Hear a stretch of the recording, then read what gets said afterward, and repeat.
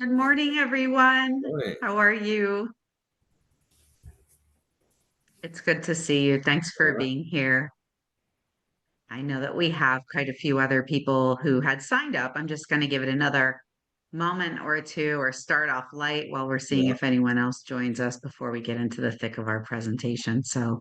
I I know quite a number of you. I'm Jennifer Tersigni. I own and operate Raise the Bar Consulting. Super excited to have Clint Parry here today with us from Focus HR.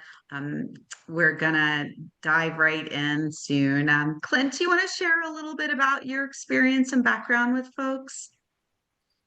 Yeah, sure. Well, first of all, Jennifer, it's really a pleasure to be here. Thanks for arranging this and inviting me to join you this morning. And welcome, everybody. Nice to meet you all. Yeah, so I'm Clint Parry, and I work with Focus HR, have for the last 6 years.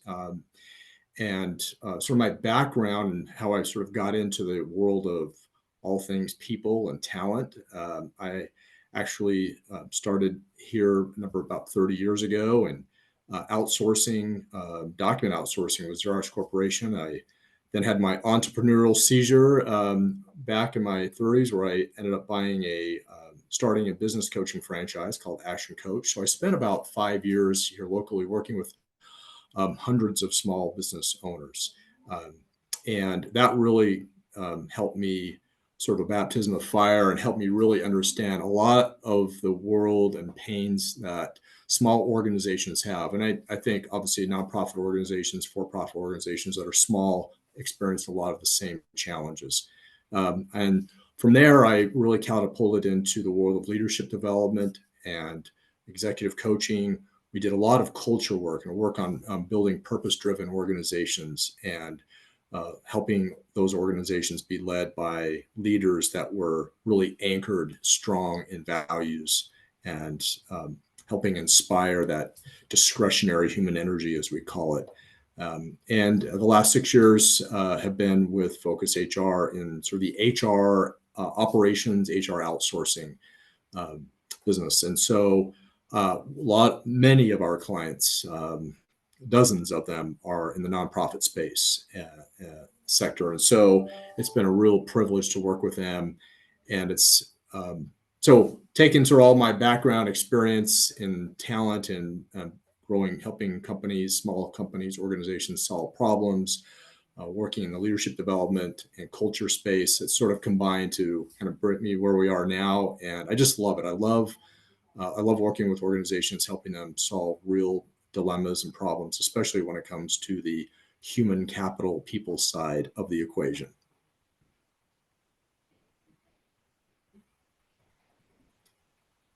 Thank you so much.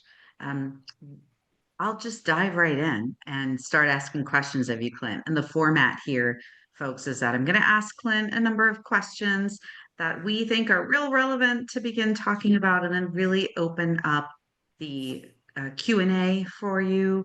But go ahead and feel free to ask questions in the chat. I will be monitoring those questions while Clint is sharing his expertise. All right, so here we go. Clint, there seems to be a lot of forces shaping the field of human resources in the nonprofit sector.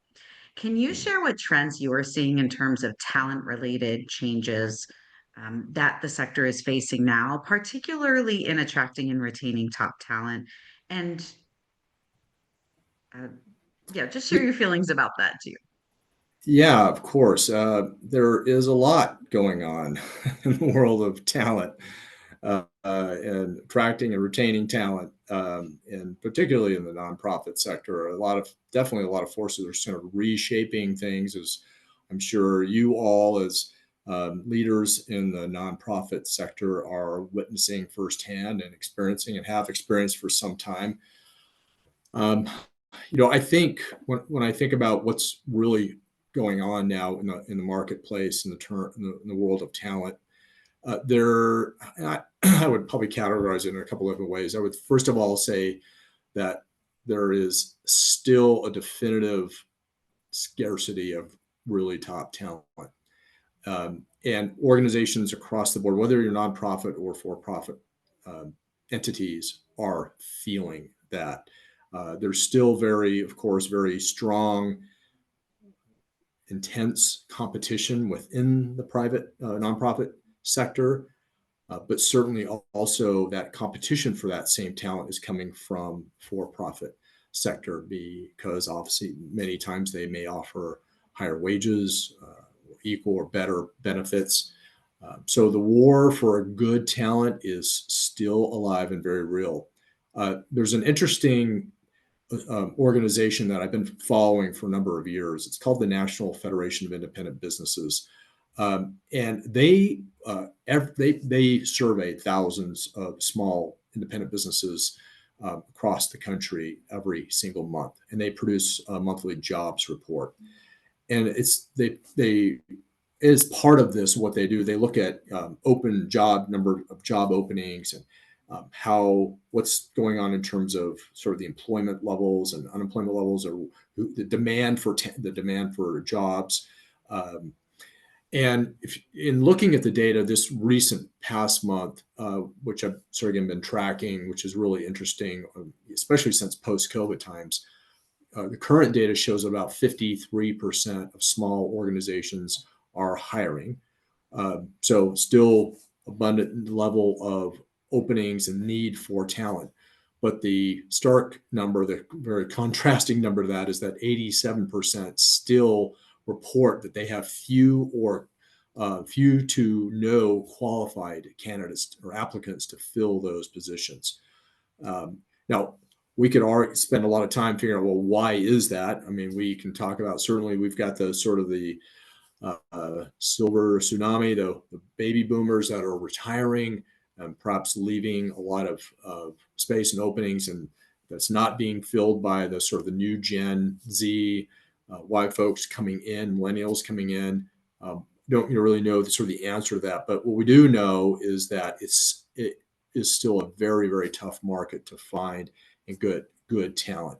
And I think particularly if you look at the trend of if you think about nonprofit organizations, right, the trend this is forcing nonprofits to really, I think, rethink how are they attracting, how are they retaining good staff, especially in times of that's really happening right now in the nonprofit space, of some fear and some uncertainty, some unpredictabilities. We see a lot of change going on in the nonprofit landscape, and so. In fact, we're already seeing some of that change take shape now. A lot of our clients are having some reduction in force, with some of their funding sources are potentially being impacted and drying up. So we're certainly seeing that. And so it just means that I think nonprofit organizations have to be much more intentional and much more strategic, and very savvy at how they attract and retain talent. In fact, I'm going to actually talk tomorrow in sort of our part 2 of our series. I'm going to be sharing some very interesting data as it relates to, actually very alarming data as it relates to talent retention. I think, getting talent is very, very difficult in this market, but keeping your top talent that you already have is proving to be very daunting. And I'm going to share why that is and what's going on, and some of the trends that are impacting that as it relates to employee engagement.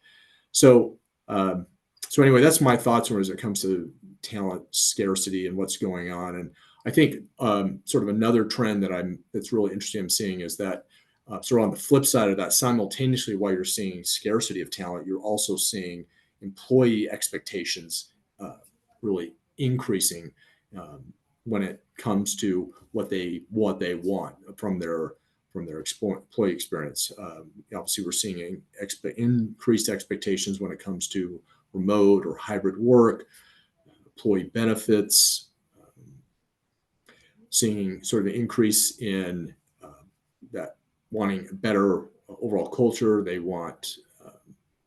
just want a different kind of experience, and that is putting, again, more pressure on nonprofit organizations to really codify and clarify what makes them different and how do they attract and retain this good talent, especially when they may not be able to offer the kind of wages, the pay, the salaries that for-profit organizations are offering. Um, And Clint, let's jump in right there with our question number two, Perfect. because it's a Yeah. good lead in. So Yeah. you and I talked about nonprofits, competing with the private sector for talent. Absolutely. Um, and we had a nice discussion about is that at every level? And how do the salary levels differentiate? So, but I think it's well assumed that the sector does compete with private sector talent, often without the same salary flexibility. So I wonder, what are some creative, value driven ways nonprofits can stand out as employers of choice? Yeah, it's a really great question, and I actually did some my own sort of internal research. As I mentioned, we have as a company, we have a pretty strong mix, right? We have a lot of for-profit small companies that here in Southern Arizona, and then we also have a good mix, strong mix of nonprofit organizations.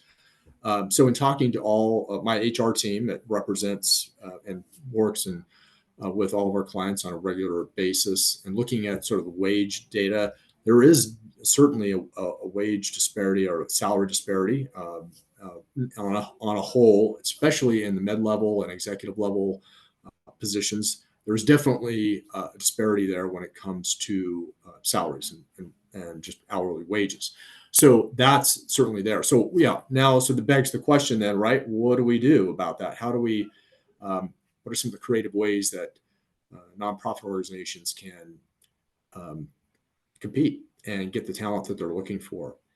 So as I started thinking about this and started kind of rewinding back to a lot of the things that I've learned in my career and in working with organizations, not especially those in small businesses and nonprofit organizations, I think number one for me is you really have to know your target.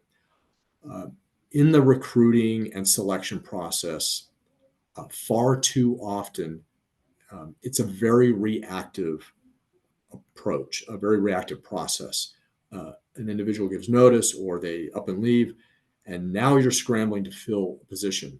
And given that sense of urgency, uh, often mistakes are made, shortcuts are made in the hiring process, and uh, can often lead to a mishire, which is unfortunate because you go through all that work and energy and time and money to find somebody that's good and then to get somebody that all of a sudden you discover 30, 60, 90 days, whatever later that, wow, that wasn't who I thought we were hiring.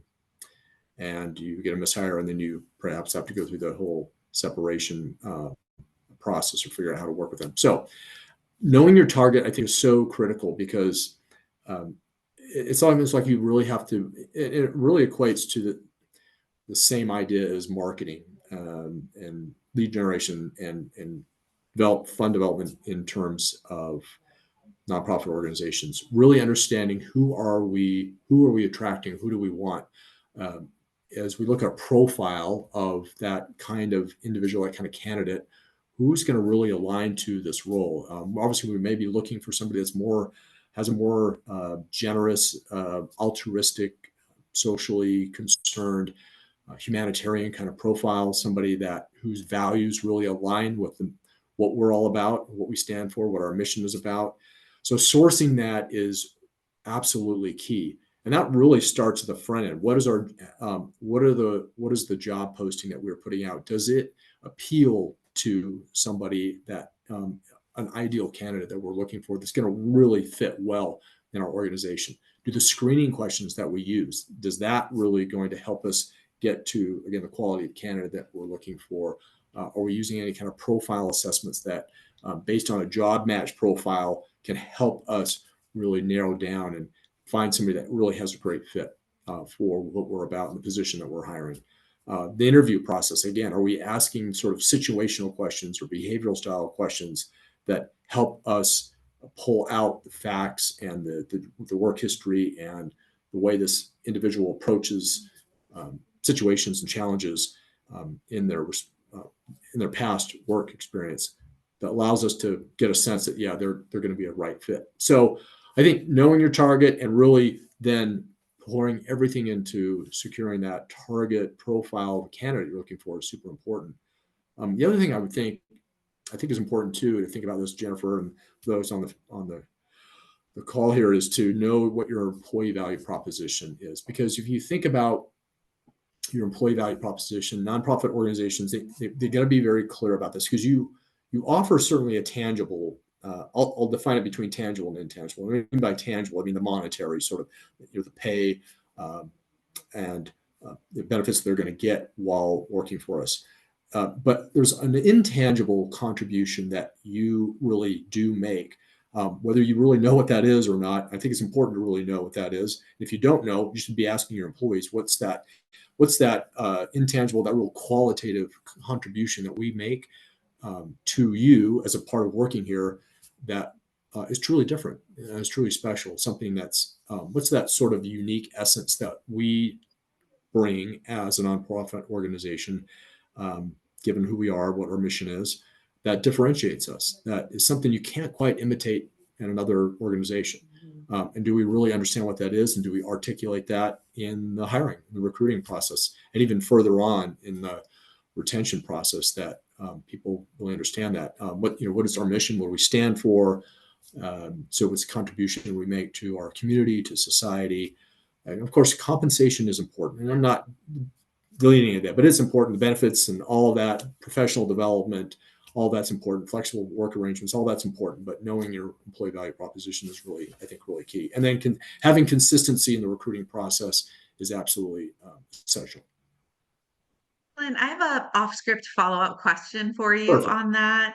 Yeah. I Because candidly, I am not sure that many organizations really think about their value proposition in hiring. I think some are still thinking about what's their value proposition with marketing in general. So, if an organization really hasn't thought through what their value proposition is, how do you recommend they get started? Yeah, I think to me, it's really going back to, you go back to your customer. Similar, if you really want to know what the values that you offer to the market, you start with your customers, right? You start with your raving fans, start with those that really love you, and being able to then just ask, a few questions that can sort of extract and prompt out some really key themes that make you different. That why they buy from you, why do they, and similar to nonprofit organizations, why do they donate? Why do they contribute? Why are they so invested in you as a nonprofit organization and your mission and what you're all about? Well, similarly, those kind of questions can be crafted and asked to your raving fan employees, the ones that have been there, really worked with you, been with you, are loyal, that really love you. Why do they work for you?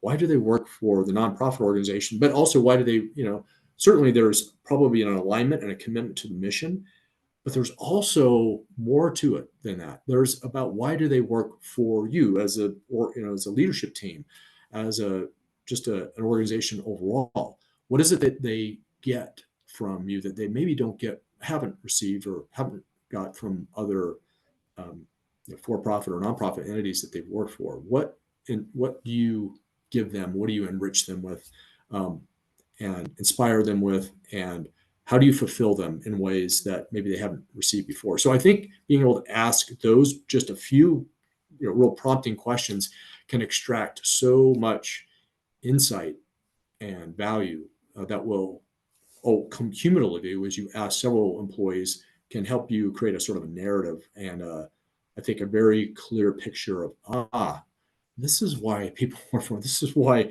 we're really different and special, and we really need to then emphasize that and market that and convey that, reconvey it certainly to our existing employees, but certainly in the recruiting selection process, make sure we really That's convey that, and so we that's a get great alignment. idea. Yeah, that's really a great idea. And I think Um, I wonder too, or I guess my assumption would be that you want to do those things out, maybe that kind of survey outside of a larger regular survey, especially one that might be a some organizations, believe it or not, still do 360s, and they Mhm. don't do them in a way that are frankly, a lot of them do them. And what it is, it's a thinly veiled sort of, what do you think about the CEO's performance kind of survey, Sure. and Yeah. not a real true 360 of the organization. So, I mean, when you're asking, you want to get a sense of an organization's culture, would you recommend, or I should say, the reasons why folks are working there, what that value is to them? Do you recommend doing something short and sweet and separate from anything else that you're doing in terms of Yeah, surveying, yeah, Clint? I would say don't dilute it. Don't dilute it with another larger scale kind of, whether it's 360 or some other larger scale survey. I think it's very much, this is a very specific exercise, and being very intentional about it. So it should be very, to me, very clear, and not combined with something else. It's an exercise that I think is super important. And to be frank, this is not just to nonprofit organizations. I work with plenty Hmm. of for-profit small businesses that don't get this either, that really don't Hmm. articulate this. It's across the board. And so I think being able to be able to do that will give you a leg up on that. And I would also just say, Jennifer, that so that you say, you think about, well, what do we do differently? How do we really position ourselves different to compete in the market of talent scarcity and this war on talent?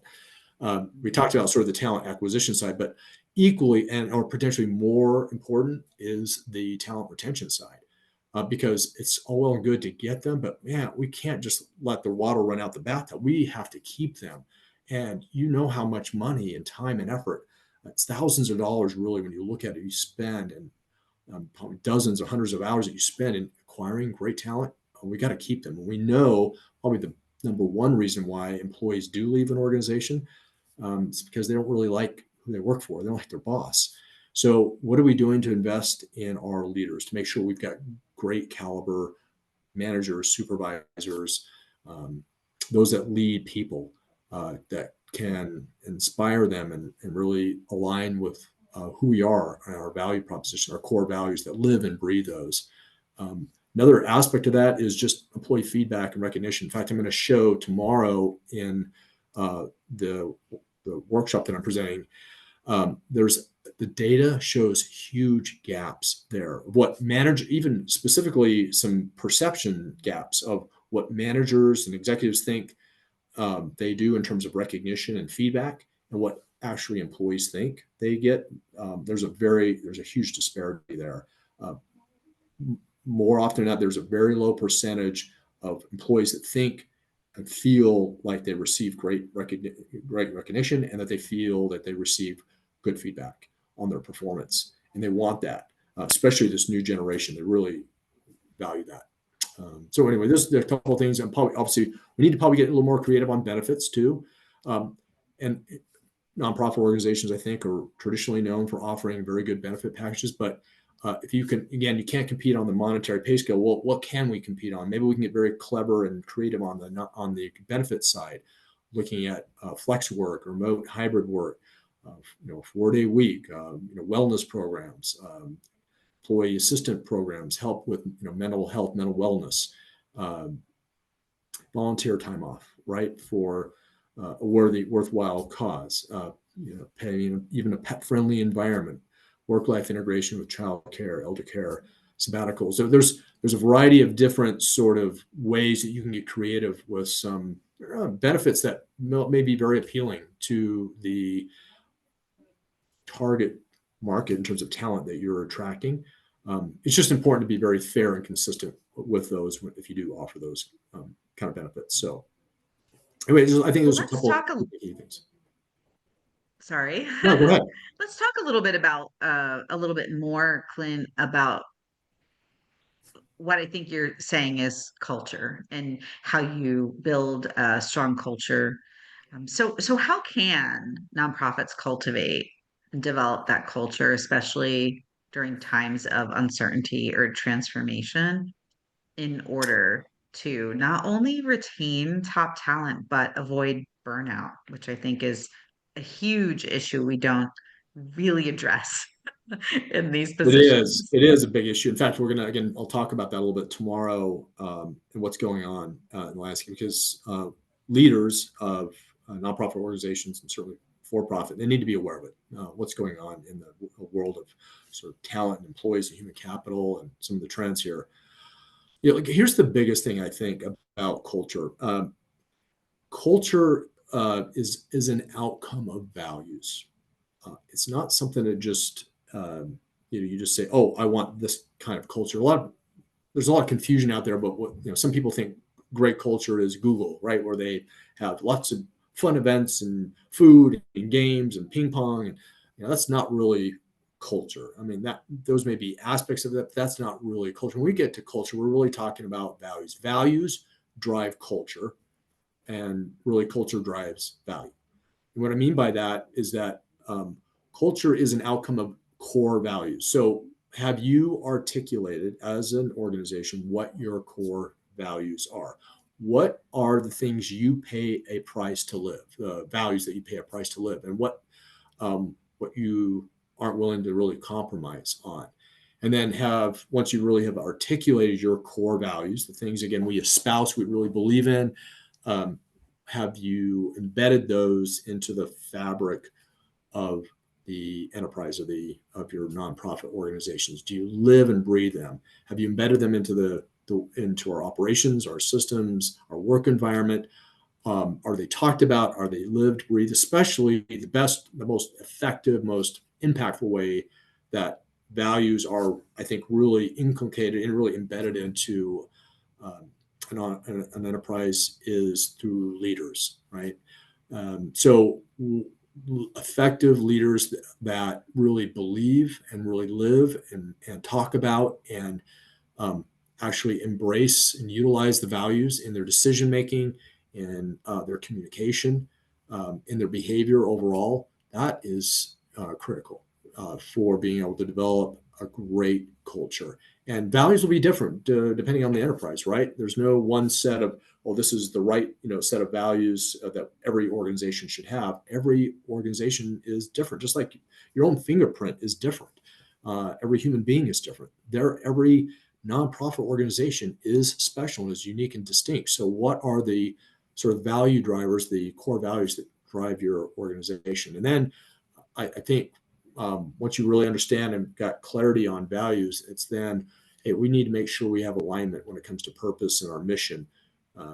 In terms of that, our folks, it's a huge advantage, I think, that you have over the private sector is being very mission driven. So, are you reinforcing that in your storytelling and the way that you share information, impact that you're having on your target community or within um, the broader world that we live in, immersing new hires into that mission, and really educating them on and helping them understand the impact that you make. There's got to be some clear alignment there, because obviously that's what's attracting them, and that's what's going to help you really build that culture that's going to help you retain great talent. I think another aspect of culture that helps foster a very thriving and open and productive culture is sort of this idea of psychological safety, open communication. We want to make sure we've got a mechanism in place that welcomes feedback from people, that they feel heard, that information is shared, safe to speak up. And that's another way when we talk about sort of surveys, we can leverage pulse surveys, open door policies, town halls, those kinds of things to help with that, and also ensure that our leaders, our managers, our supervisors, that they feel comfortable having hard conversations. And sometimes those have to happen. So anyway, I think when we talk about growth and recognition and career development, well-being, all these really communicate a clear message. They say, hey, we really value you. We really care about you. And we put our money where our mouth is. Which is all part of culture and part of our employee value proposition. So those are some of the thoughts I have around culture, and how do you um, define it, articulate it, and then really embed it into the fabric of your nonprofit organization. Clint, I'm going to go off script for another question here. I think Love that it. that's That's just great. fabulous advice. Well, um, I guess my question is about, how much should the values reflect the actual values of sort of what is happening in the workplace versus desired future values, because sometimes I think that organizations, they want to be a certain way. They aspire to have a certain culture, to have certain values, and they're listed in their values, but some of those things really are not where they are right now. So if an organization, is trying to take a step to embrace certain values that maybe haven't been core in the past, or if there seems to be a disconnect Hmm. between their values on paper versus, how they do business, which doesn't mean what they're doing is bad or wrong. What do you recommend, and maybe how do you recommend that leaders uh, rethink whether certain things on the values list actually um, should be there at a certain time? It's a great question, Jennifer. And I'd be interested to see, from your perspective, what you've seen in terms of disparity of what we have as values and what we want to have or what we think should have in our future. Maybe one example of that would be Yeah. interesting to Well, talk I'll about. give you an example that I think is happening in real life right now. And I don't want to derail the rest of our No, presentation, this is but great because we can use the um, example then to then tie into how I might yeah, respond. yeah. So it's a real hot one, right? DEI. So about 5 years ago, sort of coming through COVID, the in reaction, I think certainly things were, I mean, some organizations always prioritize diversity, equity, or inclusion, or justice, or a combination thereof, or Yeah. all of them as different. Some didn't. I think that we live in a society where those issues of fairness, justice, inclusion have bubbled for a long time, right? And then we had this catalyst of the George Floyd murder. And I think it really helped people take stock and want to double down. And then I also think that it's possible that a number of organizations felt like they had to double down. And so you started seeing a lot of sort of kind of DEI stuff in values. Now we've got an administration that's saying, yeah, we're not doing any of that. And it's really, I think it's been interesting, not in a good way necessarily for a lot of organizations, but to watch how quickly certain corporations, as well as units of government or nonprofits, have felt like they could let go of certain things that they just considered a core value a few years ago versus the ones who are, doubling down because they really do believe it is a core value versus the ones that are, honestly struggling with what do we do in this environment? Mm. It's a value. How well have we been living it? So I think that's a real one playing out right now in front of our eyes that we can see in like the daily news. And we can see examples of organizations doing it well or not, right? And how that's playing out for them. So Yeah.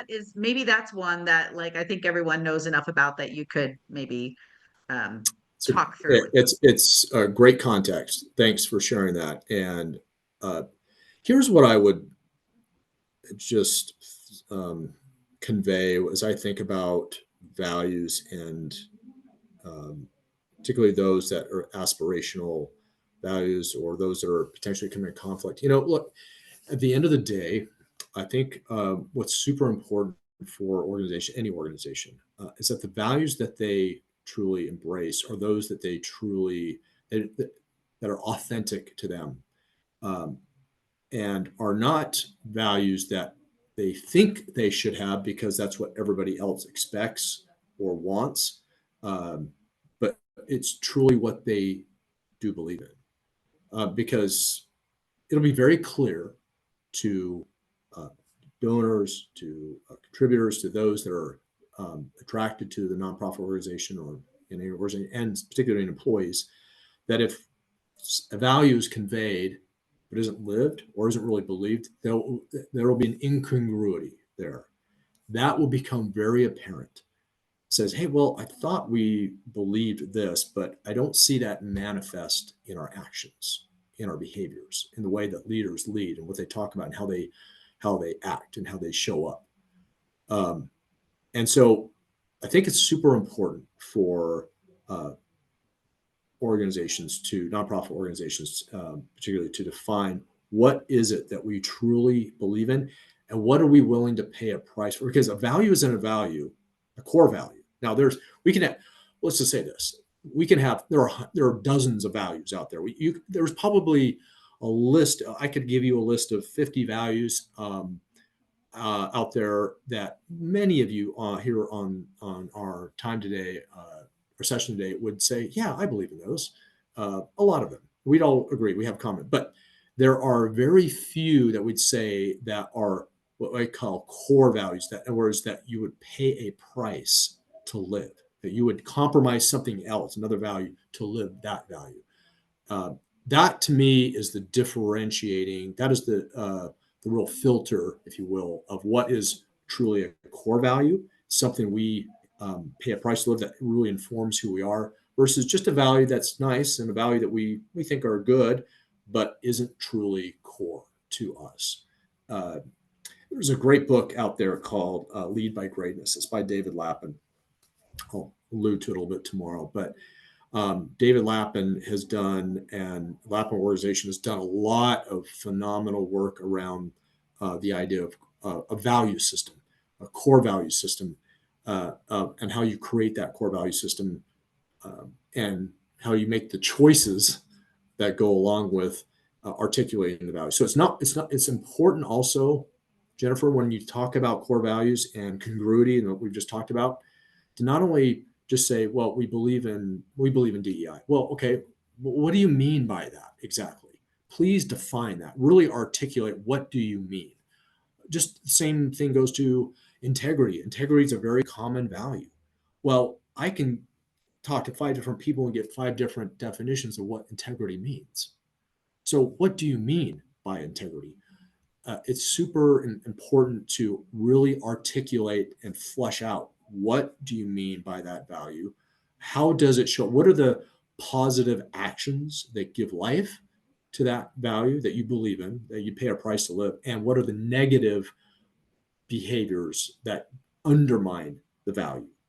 And make sure those are articulated and communicated clearly in your nonprofit organization. I think that will help you then determine, as a lot of things are changing and flux, what is it that we truly do believe in and are willing to pay a price for, versus the things that are maybe aspirational, but maybe truly just aren't really core to our fabric and don't inform our culture. Thank you so much. So, are you walking the walk? Right? Talk the talk, are you walking the walk? And that those things have to match. Yeah. I love that. So, Clint, does building a strong culture take a monetary investment? And if so, how much? Like, reasonably speaking, um, how do organizations or need to um, invest in this kind of culture creation? So I would answer that probably depends.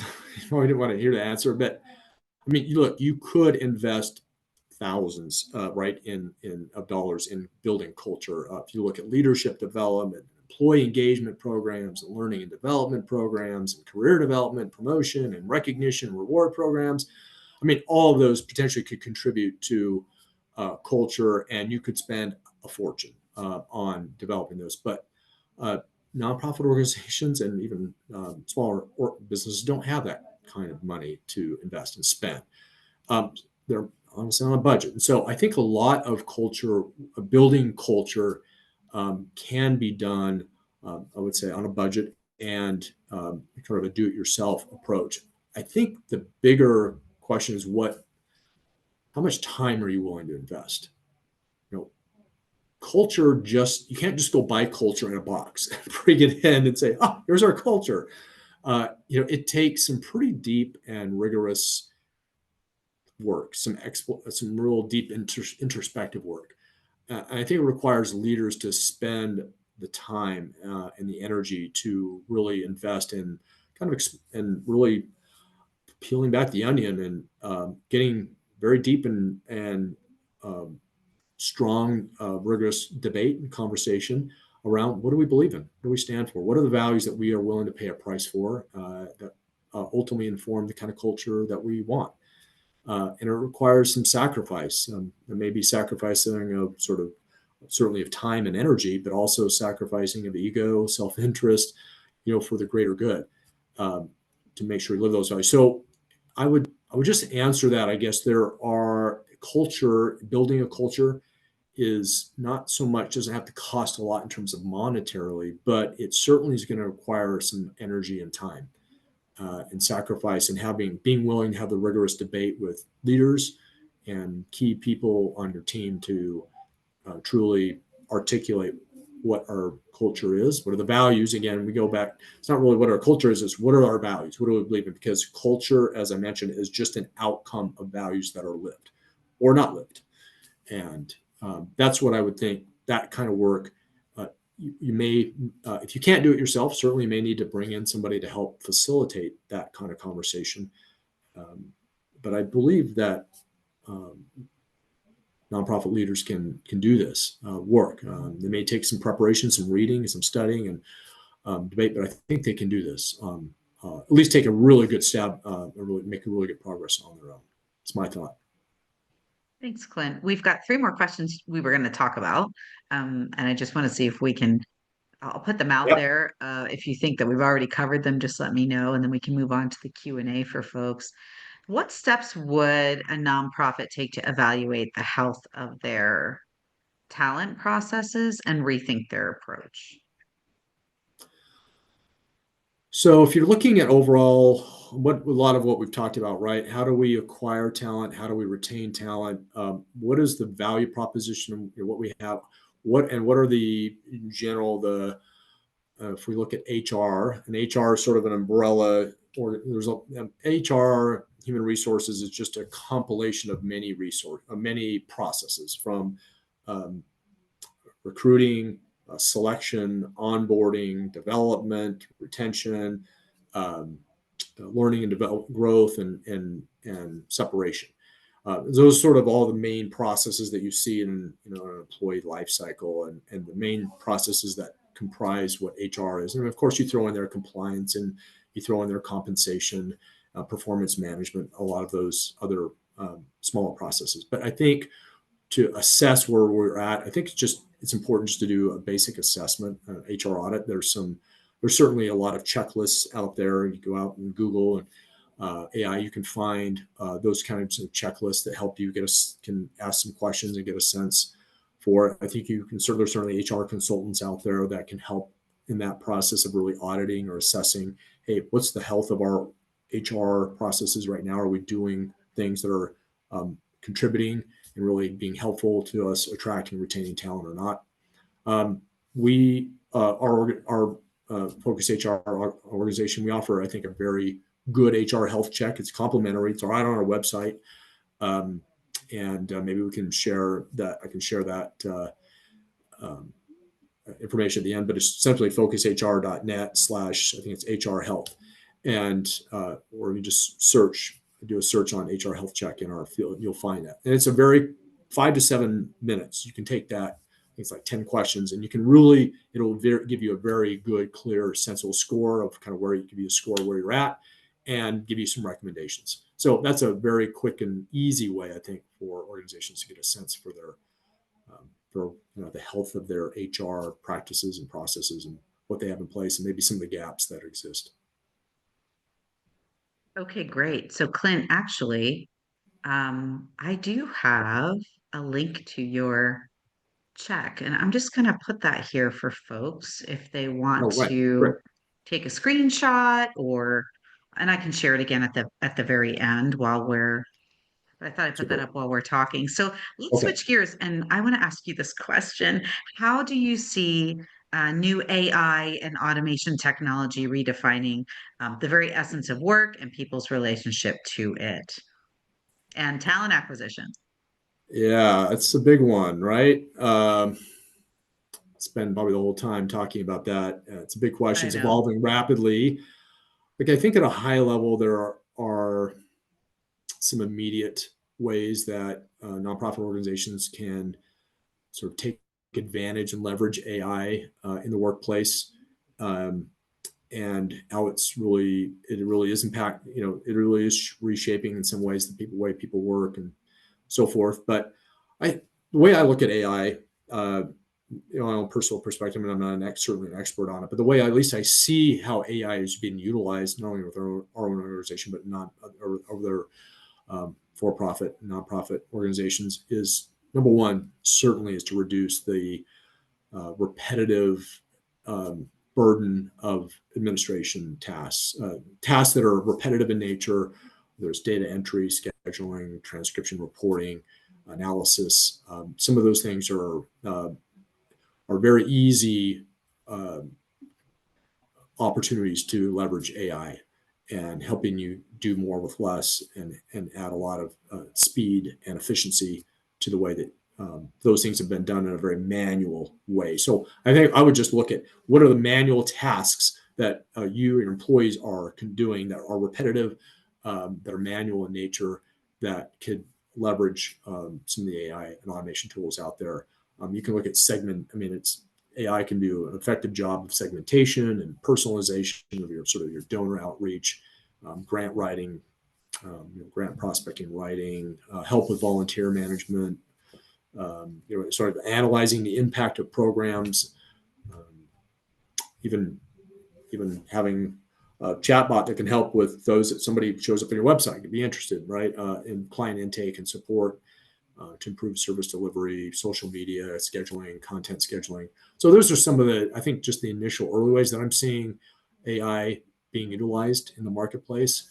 I would say that a lot of people think, oh, AI is coming and it's going to replace me, and I'm not going to be, you know, relevant anymore. I wouldn't say AI so much is about replacing people. I see it more as really freeing people, liberating your great talent to focus on the human touch, the high impact aspects of what you do, what your nonprofit, the mission that your nonprofit brings. So I just think it's really going. The key is to really figure out again what are those repetitive and manual tasks that are happening, and how can we leverage that to help free us and liberate us to do much more focused, mission-driven work that's going to contribute more and help us achieve what we want to achieve in terms of our objectives in nonprofit organizations. I think you're right. We could absolutely have a whole conversation just about AI Yeah, because there's so much happening and it's like it's at the speed of light. After the no call, Clint, question. I'll share Yeah, something that I just found out last night. I was like, whoa, and I do think that there are some things that are going to be game changers for every industry. And positions will shift and talent will shift into other yeah. arenas as a result. I think you're right about that being like a huge topic. I thought that it's not quite an elephant in the room, but enough that, we should at least talk a little bit about it on the call today. Yeah, sure. Lastly, how can organizations resource their operations in unique or unconventional ways to reduce costs and add value? I think that a lot of organizations are really thinking about this and especially struggling with wanting to pay their workforce better or wanting to pay market rates or sustain what they have built, recognizing that their budgets are facing challenges in this time. So I just wondered if you had thoughts about, unique ways, Mm, unconventional ways where organizations could attract the talent that they need while reducing costs, and where you might have some thoughts about how, outsourcing might fit as part of an overall resourcing strategy or actually even add value in for a lot of organizations that seem to have more and more of a challenge finding those. jack of all trades unicorns that they're hoping to recruit for different positions? which is very difficult in this day and age.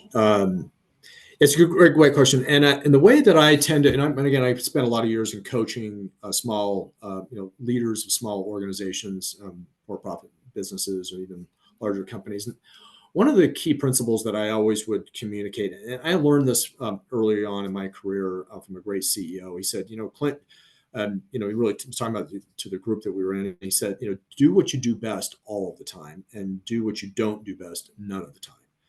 And really, the principle behind that for me is what are the things that are truly core to our to the mission that we're about, to the enterprise that we're about. And if we think about a nonprofit organization, what are the things that really truly add to the mission, that really drive that and help us get greater impact? And what are the things that don't? I think you have to look at ultimately what are the things that allow us to thrive, and certainly in a for-profit industry, it's revenue, right? We need revenue, and that ultimately fuels. And similar with a nonprofit organization, we need donor revenue, and we need grant revenue. So, how do that really is our lifeblood? How do we continue to focus, make sure our resources are focused on that, and then in terms of things that are, I would say, more administrative in nature that really don't bring any revenue to our organization. Those to me are very clear ways, non-traditional ways that we can find partners in an outsourcing or fractional way that can help us. And that could be accounting, any administrative function, accounting, IT, HR. Those kinds of administrative processes aren't really core. And in fact, they really lend more to increasing risk for particularly small organizations, nonprofit organizations, otherwise. But they can add a lot of risk and cost and inefficiency because, frankly, you're not in business to do those things, right? And so I think that lends itself very nicely to finding a partner that you can outsource that to, or even potentially bringing in a fractional role that has a depth of experience and knowledge where you don't need to employ um, a team or department, but bringing in somebody that's highly specialized in a fractional role that knows and has that experience, and you can bring them in and you utilize them in the way that you need, a scalable way, similar to outsourcing, which is a very scalable way to handle the administrative load and burden that you have in an organization. So I That's think a that, great point. Sorry. no, yeah, I was finishing. I think those are two different ways that you can um, help, again, really focus on the things that are truly core to what you're about, that will help you get more focused into the mission and reduce the things that are distracting you from or potentially causing risk and cost and inefficiency to your operation. That's a great point, Clint. I was just in a conversation yesterday with someone who said, um, and they're not super young, but they're young and they're younger than all of us on the call, right? But they have plenty of nonprofit experience and they've had jobs in the corporate sector. And they've said, you know what? They said to me, one of the things I just don't get is that organizations will like feel like they have to hire a director and then try to skimp like only want like a 20-hour or a 15-hour assistant when really what they need is the opposite. They really only need the director for a certain level, a fraction of a position for strategy. There's not Yeah, the volume there. But what they yeah, really need is a full-time admin assistant or specialist that's going to do that sort of absolutely. desktop work that comes with these departments or with these areas of organizational operations. And I thought she just nailed it on the head, that I think you and I see a lot in different ways in organizations. That old example of having like a department of one person, but they're called a director or a vice president, and yet Right. they're not doing director and vice president work for 100% of their job. They're not even spending 50% or 25% of their time Yeah. at that level, and yet organizations are paying them at that level when what they really need is someone to be making sure everything's entered in databases and the paperwork is correct, and that ends up being the bulk of their time spent regardless of title. So I thought she was really onto something there with that. Yeah, I really see that in the HR, particularly in the HR space. I'll see sort of an organization hire an HR manager or HR director, and they're paying them, 60, 70, 80,000 plus a year plus benefits. But then the work that they're doing is a majority of the work they're doing is very much $15, $20 an hour admin work, right? So you're paying something because you need that level for that few 5% or 10% of the hard, real tough HR work, the recruiting, which is really the important things, right? Getting and keeping talent. But so much of their time and energy spent doing administrative HR. Why is it? You really are not leveraging their talent, first of all, and you're really spending a lot of money in wages and salary for somebody that's doing very lower wage admin work. So, and then the next thing that happens is all of a sudden I see another job posting because they're now hiring an HR assistant because the HR director is too burned out doing admin work. So what do? Oh, well, we just go hire an admin assistant to do a lot of that. Now you've just increased your overhead costs, and that's not really helping matters either. Mhm. Clint, let's open it up. I know we're coming up toward the end of the hour. We started about 5 minutes late. I know both Clint and I are happy to stay on the call for folks that Sure. have questions. We don't want to limit questions, but let's just move there at this point. In the meantime, I'll continue to share your QR code for that health assessment, and also so people can have your information if they want to take a screenshot or something. Great. So I didn't see any questions come in the chat during this entire conversation. Do folks have questions for Clint in any of the areas we've talked about today, or as a prelude to tomorrow? You can just call them on out too if you do. I'm mesmerized by the riveting conversation, clearly. Right.